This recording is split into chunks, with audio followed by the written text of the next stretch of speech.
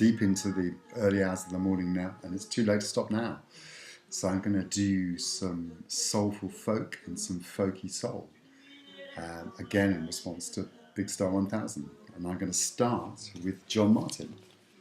I'm going to start with John Martin's One World. And I could really have picked any of John Martin's records.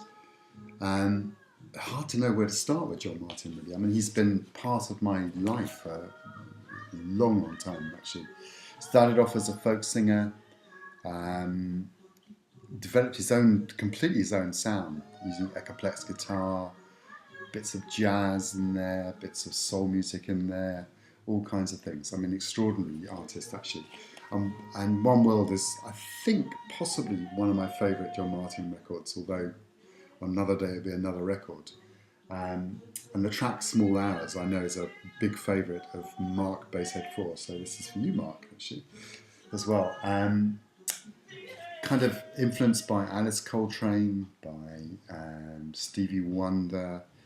Later on in his career, he actually sampled a Marvin Gaye song on one of his records in the late 90s and so forth as well. Hard to describe.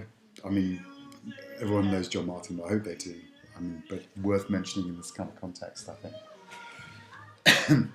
Next up, Big Star 1000 talks about Terry Callier as part of his 10, in a sense. And Terry Callier wrote 6 of the 10 songs on this Dells record, Freedom Means. Again, produced by Charles Stepney on the Cadet label. This is kind of, I think, possibly my favourite Dells record. I mean, the singing on this just makes my hair stand on end in places as well. Beautiful record. Yeah, beautiful record. That's all I'm going to say about it, really. And again, responding to Big Star, I mean, I've been neglecting Van Morrison, really, for a long time, actually. Not really listened to him enough, actually. And seeing him show St. Dominic's Preview made me think of Hard Nose the Highway, which I think was the one straight after St. Dominic's Preview, if not very close to it. This nice gatefold sleeve, designed by Rob Springett, who did lots and lots of the a few of the Herbie Hancock records at the same time as well. Has a track called Warm Love on here, which has to be one of the best kind of blue-eyed kind of soul records. Again, great voice, great imagination, really, really, really interesting record. Van Morrison's Hard Nose or Highway. Warm Love, also Wild Children on here is a beautiful kind of soulful song as well. And while we're on kind of the kind of blue-eyed soul, Tim Buckley, of course, Jeff's dad and all the other kind of stuff as well. Started off very much in the kind of soul vein. Greetings from LA was his most kind of overtly kind of funky records, really. Still maintaining some of those kind of folky touches and so forth. Incredibly sexy record, this one, really. Has the best line ever about kind of stretch marks, I think, possibly the only line ever about stretch marks in a pop song ever written, I think.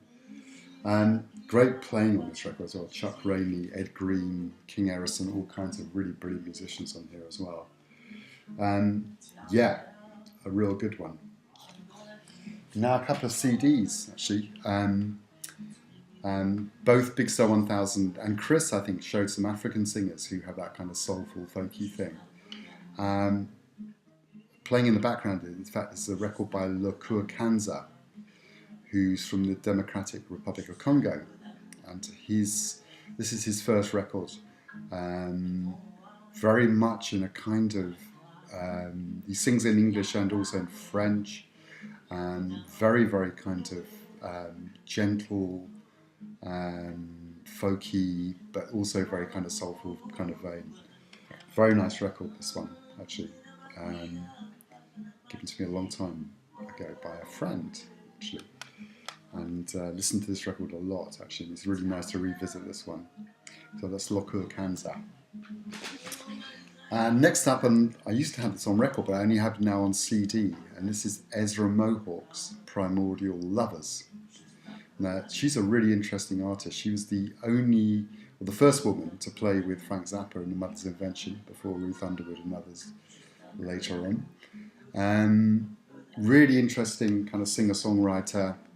coming out of a folk kind of tradition, but also kind of lots and lots of other elements in there. Somewhere in the kind of Laura Nyro, kind of Joni Mitchell kind of vein, but very much her own kind of woman, really. And great songs, really nice arrangements. Very highly recommended, actually. I need to get this on vinyl again, actually. This was on a Rhino handmade limited edition thing, kind of mail order thing. Anyway, Ezra Mohawk. I showed one of her records on the joint post with on drrhythmn a while ago, but this one it also re-releases her second record on the CD as well. That's a good deal, really. Okay, the next one's a bit of a cheat, really, because it's a compilation of the early Isley Brothers stuff on T-Neck, which is when they formed their own kind of label. Things like Brother Brother and the Brothers Isley and so forth. And, you know, I mean, what can you say about the Isley Brothers, really? I mean, Ronnie Isley has the kind of voice of an angel, really, absolutely extraordinary. This time they were doing quite a lot of material, like things like Bob Dylan's Lay Lady Lay, Fire and Rain, It's Too Late, Carole King's Too Late, and so forth. And they had a kind of slightly kind of acoustic kind of feel to what they were doing, as well as the more kind of rocky stuff as well. But I mean, what can you say about the Isley Brothers, really? I mean, kind of monster band, really. And this is a fantastic record, as were all those early ones on T-Neck.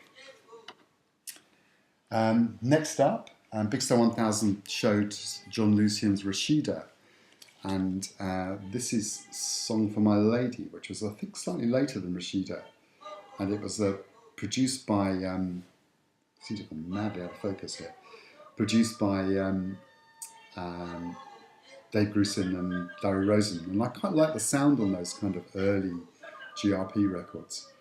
This one is possibly not quite as strong as Rashida, but it's also got his amazing voice, actually gorgeous voice. He's like, it also has Herbie Hancock on it, but he's not playing piano, he's singing on it. That's John Lucian's Song for My Lady. Further on, I mean, it kind of, in a way, I was thinking, when I started thinking about soul and I started thinking about folk music, I also started thinking about gospel, really. And I can't really leave out the voices of East Harlem, Right On, Be Free. They were obviously kind of, they were huge actually around the kind of late 60s, early 70s. I remember listening to the English record a lot around that time when I was still at school, probably. But they cover kind of Stephen Stills and Bobby Darin and all kinds of people on this record.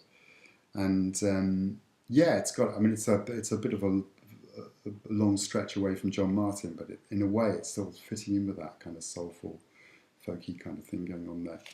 Great record, this, I mean, kind of really exciting kind of sound to it. Should be easy to find. If you haven't got this one, and I'm sure most of you have got this one, you should definitely get it. Staying with that kind of gospel thing, I mean, the Staples singers, I mean, what can you say about Mavis Staples' voice and Pop Staples' guitar and so forth? Absolutely one of the best sounds in contemporary music, I think. This is a compilation on a label called New Cross Gospel Series, which is a UK subsidiary of Charlie Records, and it collects together a lot of their early kind of VJ records, their singles and so forth. Leaves out, unfortunately, Masters of War, that cover the Bob Dylan record, which is just superb, really. It includes things like Will the Circle Be Unbroken and other things. And I think it kind of fits in. I mean, the Staples Singers used to play folk festivals, and there was a big overlap between the kind of two scenes at the time. Yeah, I mean, Staples Singers, what can you say, really? So that's it. That's my 10 folky soul and soul-y folk records. That's it. I'm going to go to bed now. Very late, very early. Probably won't do another post for a little while. Next one will probably be with Basshead 4 over at drrhythmn. So best wishes to everybody, and I'm going to bed now.